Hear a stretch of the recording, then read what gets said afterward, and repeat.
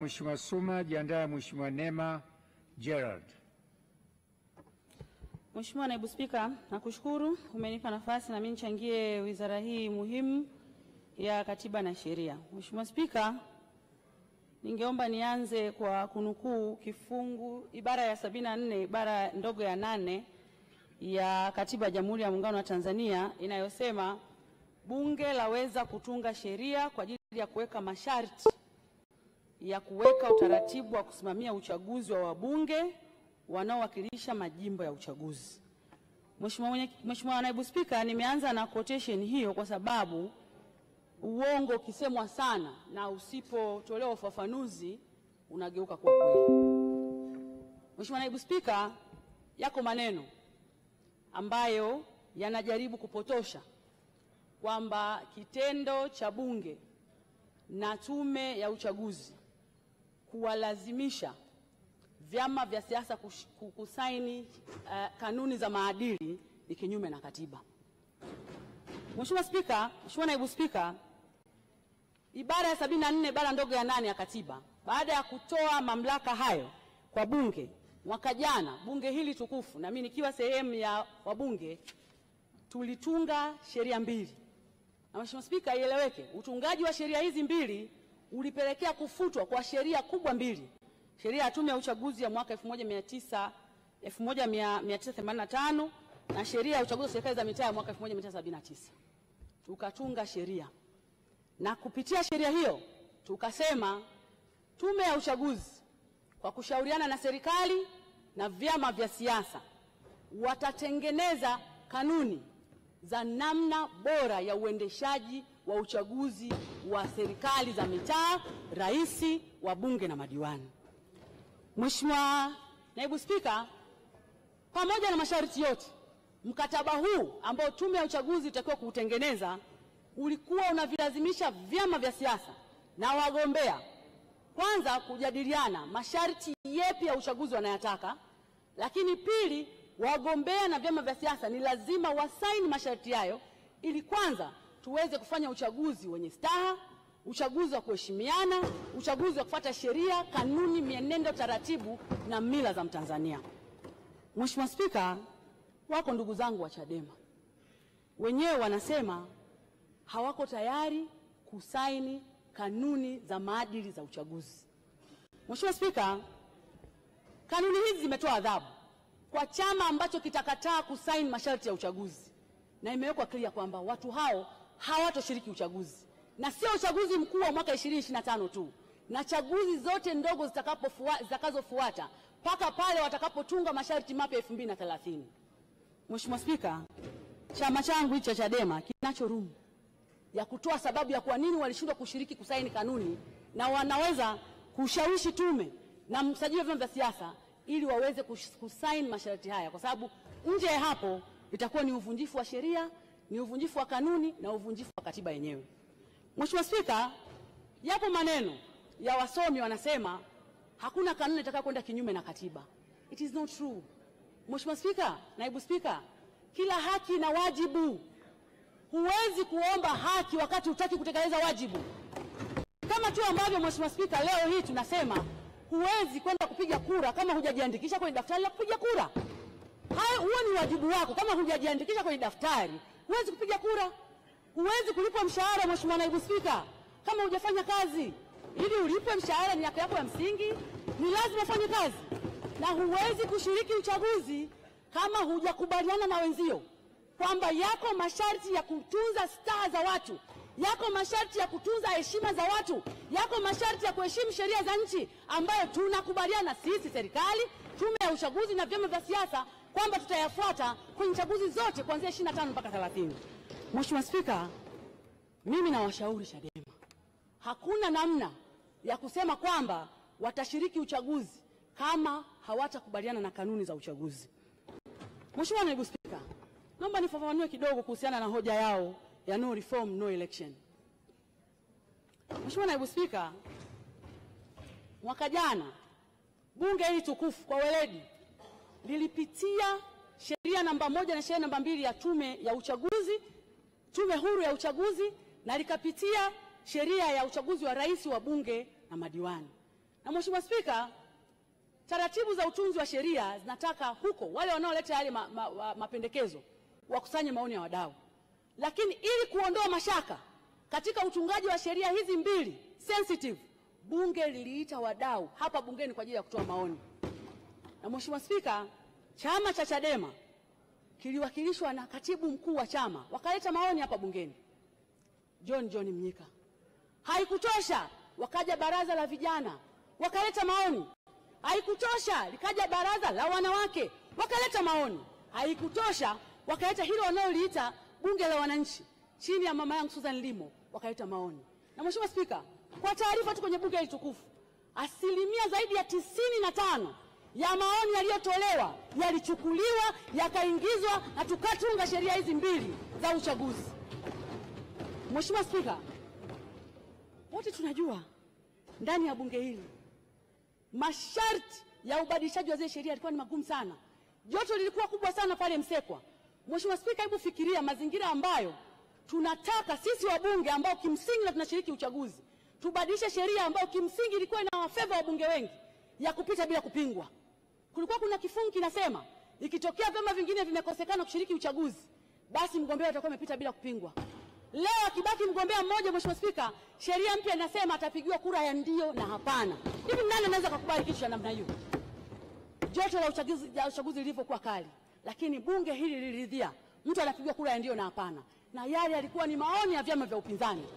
Mheshimiwa Spika, katika mazingira ya kawaida wakurugenzi wa uchaguzi tulizoea wana machinery zote za kusimamia uchaguzi, lakini maoni ya serikali yalikuwa ni lazima wasisimamie uchaguzi, na kesi zilipelekwa mpaka mahakamani. Mheshimiwa Spika, sisi bunge tukaridhia na Mheshimiwa Rais akasaini kwamba sasa wakurugenzi watakaa pembeni, atasimamia mtumishi wa serikali mwandamizi na atasaidiwa na raia wa kawaida ambao watafanya maombi na watafanyiwa usahili, na watakapofanikiwa wale waliochaguliwa kusimamia uchaguzi kama wasimamizi wasaidizi watabandikwa kwenye gazeti ya serikali, kila mtu ataona kwa uwazi ili tuweze kuwajibisha serikali.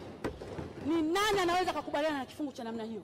Lakini serikali hii chini ya Mheshimiwa Rais ilikubali ili kuhakikisha uchaguzi unakuwa huru na haki. Mheshimiwa Spika, wote tunafahamu hapa kwenye sheria ya tume ya uchaguzi lengo la kila chama cha siasa ni kushika dola, na ili ushike dola unajua kuna mambo ambayo ni privilege utayapata. Mheshimiwa Rais alikuwa na privilege, alikuwa na upendeleo wa kipekee wa kuchagua mwenyekiti na makamu mwenyekiti wa tume ya uchaguzi, lakini leo ameamua kujivua madaraka yale. Amekabidhi kamati maalum, ameweka majaji, akaweka element ya muungano, sekretariat ya haki za binadamu na mjumbe mmoja, na kusema wale ndio watampelekea majina matatu ambayo yataqualify kuweza kupata mwenyekiti na makamu mwenyekiti wa tume ya uchaguzi. Wanataka tufanye nini ili waweze kuelewa? Mheshimiwa Mwenyekiti, Mheshimiwa Naibu Spika, tunapokea ushauri, lakini lazima tukubaliane hapa, tusipotoshe umma kutaka kutekeleza jambo ambalo tunajua hata wale wanaolipendekeza hawajatekeleza wajibu wao. Wote tunajua hapa wanasema no reform no election, well and good.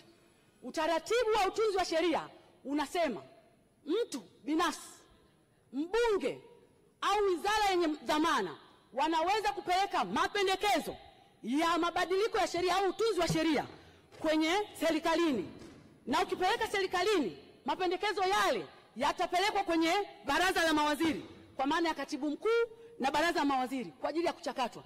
Yakitoka pale yataletwa bungeni. Bungeni tutakuwa tuna public opinion kusikiliza. Tukitoka hapo maoni yale yataingizwa bungeni kwa ajili ya kujadiliwa. Mheshimiwa Spika, sio Tundu Lissu, sio TLS, sio mwanasheria, sio mbunge, hakuna hata mtu mmoja aliyeanzisha mchakato wa mabadiliko ya sheria. Leo unasema no reform no election. Utafanyaje reform kama hata mchakato wenyewe wa kubadilisha sheria haujafanyika? Utafanyaje reform?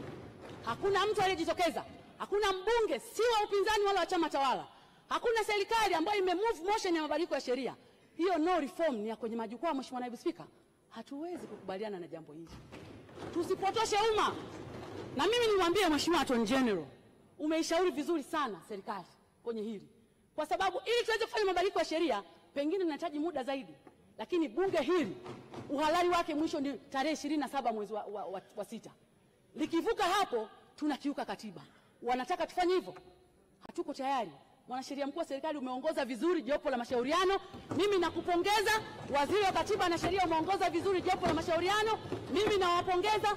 Hatuwezi kufanya mabadiliko ya sheria bila kufuata mifumo na utaratibu wa sheria.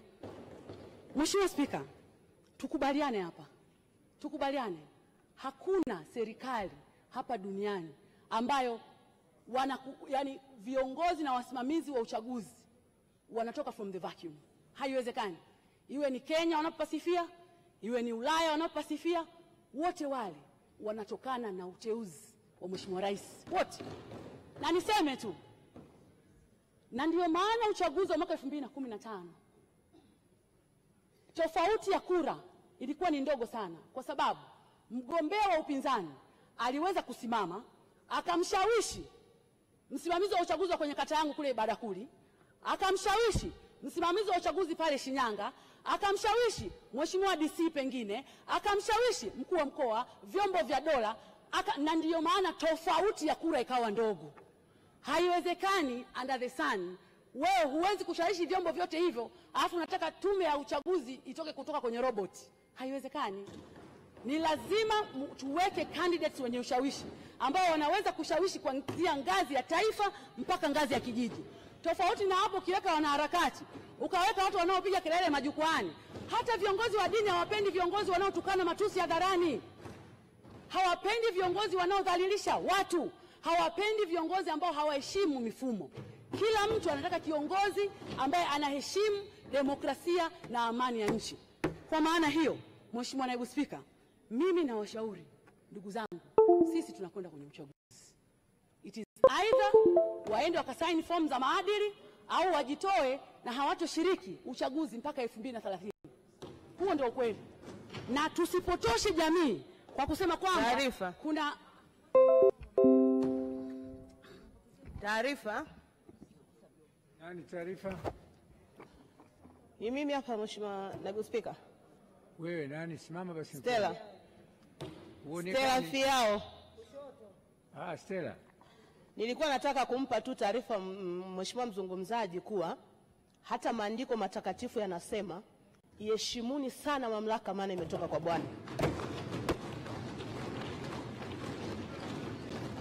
Mheshimiwa Salome. Mheshimiwa Salome, nimekuongezea muda kidogo. Mheshimiwa Spika, naipokea taarifa ya mdogo wangu Stella Fiao. Na ukweli ni kwamba hata wao wakifanikiwa kuingia madarakani, yani wataona hii sheria kama vile Mheshimiwa Rais Mama Samia Suluhu Hassan alikuwa amelegeza sana. Wataona kama ilikuwa imelegezwa sana. Sidhani kwa utashi walionao wanaweza wakakubali eti washauriwe na kuletewa majina matatu wa msimamizi wa tume huru ya uchaguzi. Sidhani. La mwisho, Mheshimiwa Spika, kwa dakika moja. Iko initiative kubwa sana inafanywa na wizara inayohusiana na utoaji wa msaada wa kisheria. Mheshimiwa Spika, mimi niko kwenye legal field. Kama kuna jambo gumu wa Tanzania linalowafika ni namna ya kufikia haki yao ya kisheria. Hao watu wanafanya jambo kubwa sana. Changamoto kubwa ninayoiona Mheshimiwa Spika ni muda wanaopata katika maeneo enda kutoa msaada wa kisheria. Lakini changamoto ya pili ni uwezo wa kifedha kwenye mfuko wa Samia Legal Aid Campaign. Hii kampeni imebeba jina kubwa sana. Nilikuwa na shauri Mheshimiwa Spika. Ushauri kwenye kada ya kisheria ni moja kati ya kada ambayo ni ngumu kidogo kwenye nchi hii. Na shauri ili kuleta ufanisi na tija kwenye nchi hii, mfuko huu upewe hela maalum na utengewe bajeti ya kutosha ili uweze kutekeleza majukumu yao. Nakushukuru sana Mheshimiwa Spika. Asante sana Mheshimiwa Salome na waheshimiwa wageni wetu ambao mko kwenye gallery pamoja na kutembelea bunge. Ni mafunzo ni sehemu. Niwaombe mchukue mada hii inayosema nani Mheshimiwa Salome pamoja na wabunge wengine, muisaidie nchi kusema ukweli.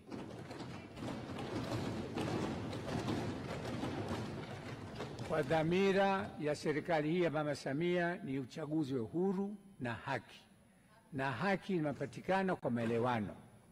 Waje tujenge taifa kwa pamoja, wasipotoshe watu kuonesha picha mbalimbali ambazo wala si ukweli wa hali halisi ilivyo.